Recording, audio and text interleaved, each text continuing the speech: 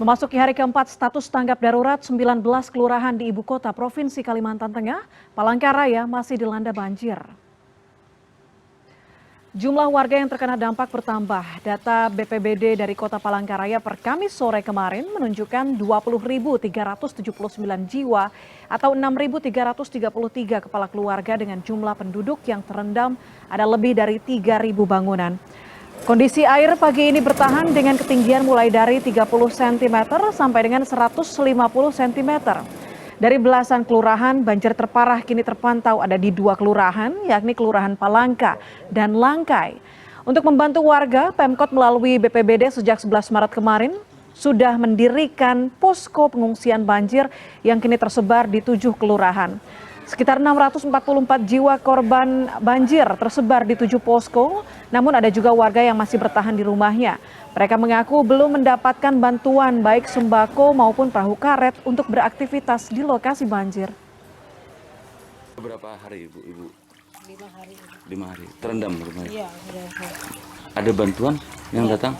Sampai saat ini nggak ada? enggak, masalah ini enggak ada. Nggak ada bantuan sama sekali di sini perahu untuk melewatin warga di sini? Lihat, kemarin itu sedikit jadi saya lihat. Kelihatannya enggak ada. Ini cepat terobos saja ya? Iya. Berapa hari itu deh nerobos seperti ini? Ada seminggu? Ya, kurang lebih lah. Kurang lebih. Dan untuk memperbarui informasi terkait banjir yang merendam Ibu Kota Kalimantan Tengah, sudah bergabung bersama kami ada jurnalis Transmedia Samsudin Nur. Samsudin, selamat siang. Seberapa parah banjir melanda di kawasan Anda melaporkan? Ya, Mbak Puspa, saat ini saya melaporkan tepatnya di Jalan Mendawa Indok di Kompleks Sosial di RT, tepatnya di depan RT 06 RW 7 di Kelurahan Palangka sendiri. Ini ketinggian air memang sedikit agak menurun, Mbak Puspa, karena air ya hampir kira-kira penurunan sedikit hampir 2 cm sampai 3 cm. Karena air ini akan terus mengalir ke daerah hilir, itu beberapa kelurahan lagi yang berada di daerah hilir itu seperti Tanjung Pinang, Kalampangan, maupun Bereng-Bengkel, itu debit air justru tinggi. Nah, ini bahwa menakan, tapi walaupun intinya di Kelurahan Palangka ini ada penurunan debit, tapi jumlah ratusan rumah penduduk, mungkin ribuan ya di daerah sini sudah terendam banjir, yang saat ini mereka agak sulit beraktivitas, bahkan sudah memasuki ke dalam rumah yang ketinggian airnya sudah mencapai 50 sampai 60 cm. Begitu, Puspa. Oke, dari tempat Anda melaporkan saat ini, apakah memang masyarakat di sekitar sudah mengungsi di posko pengungsian atau memang mereka tetap bertahan di rumah masing-masing?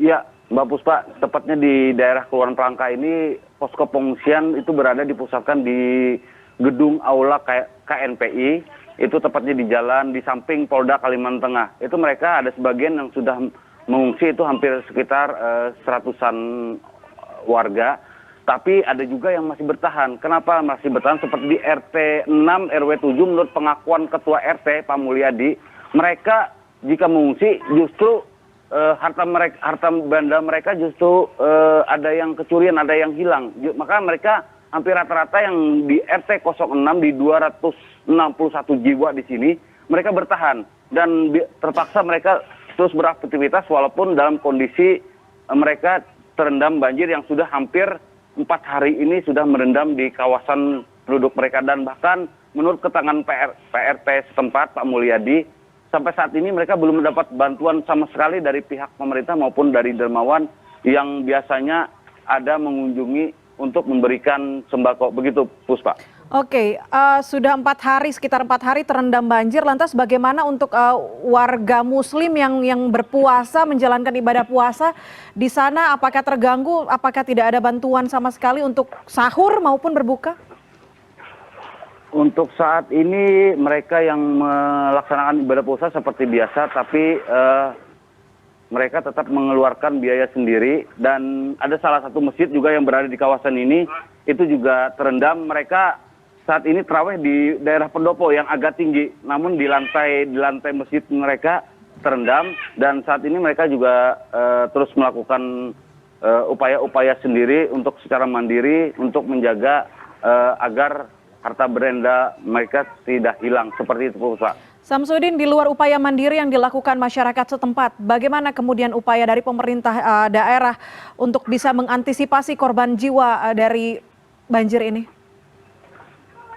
Untuk saat ini pemerintah daerah tadi pagi sudah ada menyalurkan menurut data yang saya terima pagi ini dari teman-teman di Polda Kalimantan Tengah, itu ada bekerjasama dengan pemerintah kota, itu ada 1.500 yang didistribusikan untuk sembako di daerah Kelurahan Tumbangerungan, Kelurahan Tundai yang juga terdampak.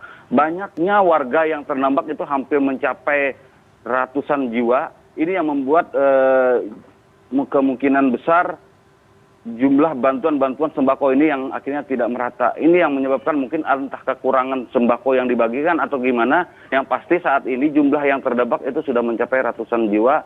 Dan 644 orang itu sudah berada di pengungsian yang berada di 7 kelurahan berbeda.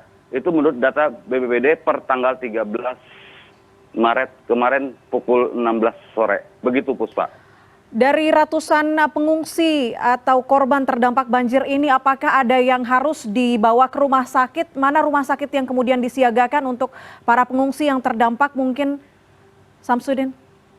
Ya Puspa, untuk saat ini ada menurut data BPBD setempat, itu ada 4 orang korban yang sejak terjadinya banjir di kawasan hampir 2 pekan ya di Kota Palangkaraya sendiri ada 4 korban, itu 3 orang meninggal dunia dan saat ini 1 orang masih dalam pencarian karena terbawa arus.